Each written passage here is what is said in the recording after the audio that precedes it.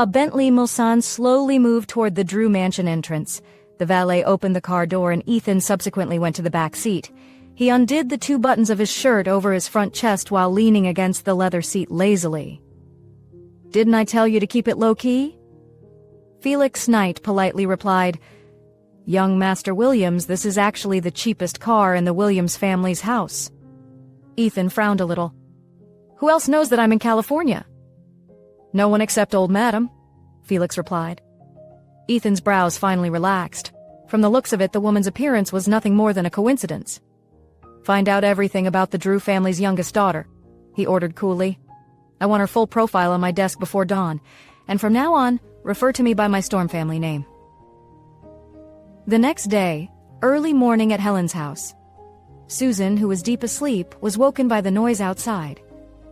Just as she opened her eyes, she saw Jacob opening the door and striding into her room. Helen, who followed him into the room, roared, "This is my house. You're basically invading my home." "Sure enough, you're here."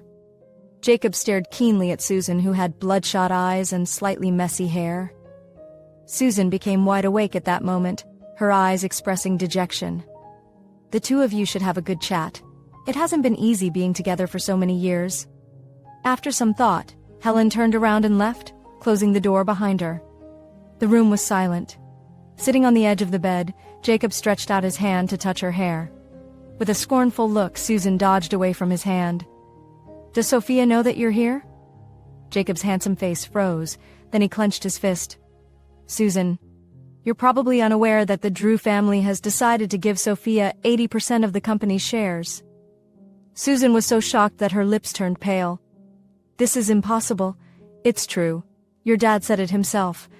Susan seemed to have grasped everything within minutes. She lifted her head and looked at her childhood sweetheart, whom she loved back then. Tears began to gush from her eyes. "So that's why you abandoned me and chose Sophia, right?" Jacob gripped her hands. "This is just temporary. I've just gotten engaged to Sophia, but I'll leave our wedding on the back burner. As you know, my dad has an illegitimate son. If I don't do this, I wouldn't even be able to compete. Susan, I just want to provide you with a good life." "Bullshit." Susan snatched her hand out of his grasp and threw insults at him. "You're only 25 years old. Even if you don't get any inheritance from your family, can't you just start your own business? You're too naive." Jacob stood up slowly, hiding the emotions in his eyes. He said helplessly, "It's not in our power to choose certain things due to our background." Susan looked cold without uttering a word as she found it unreasonable. Amid the silence, Jacob sighed softly.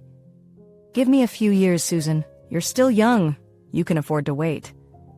Susan nearly went mad. How dare he say such things in a self-righteous manner when he only wanted to make her keep her youth for him? "You're treating me as a fool, aren't you? You've chosen to be engaged to Sophia for the sake of your career. Who knows whether you'll marry me a few years later? Please get out of my face. I don't want to see you anymore."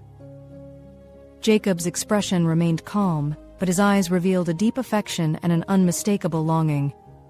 "Time will show my love for you. You can be upset with me, but don't go out and drown your sorrows with alcohol. It's not good for your health." Since Susan was not going along with what he said, he merely advised her before he turned around and left. Upon hearing the door shut, Susan flung a pillow to the wall with reddened eyes and spent a few seconds sitting still. After that, she frantically put on her shirt and dashed out. "He's left. What's the point of going after him?"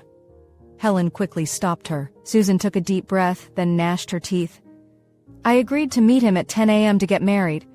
She was referring to the man, Jacob's cousin. "You actually believe him?" Helen asked. "Didn't you say you believed him last night?" Susan was confused at Helen's question. Susan shot her a frustrated look. "Didn't you say you believed him last night?" Helen laughed awkwardly and scratched the back of her head. "That's just because I drank too much last night." "What if he's serious about it?" Susan snapped, pushing Helen aside as she bolted out of the apartment.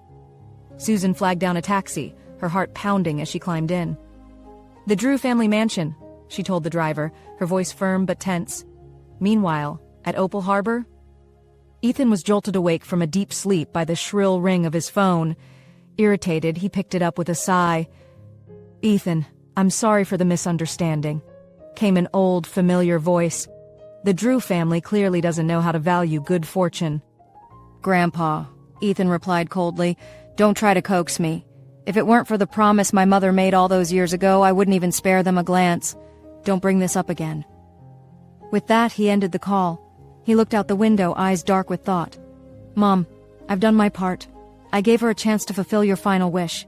If that woman shows up, I'll marry her, even if she's just a pretty face without the standing to be the Williams family's young madam. I'll still give her a chance." He rose from his bed and dialed Felix. "Felix," Ethan said coldly, "start preparing to bankrupt the Drew Corporation. If that woman doesn't show up, I want them to bleed in the market." "Understood, young master," Felix replied calmly. "I'll deploy our finance team to California." Wait, that's not the end. You just had a free taste. Listen to Twists of Love and Revenge only on the Pocket FM app now. Link in description, and don't forget to like, share, and subscribe.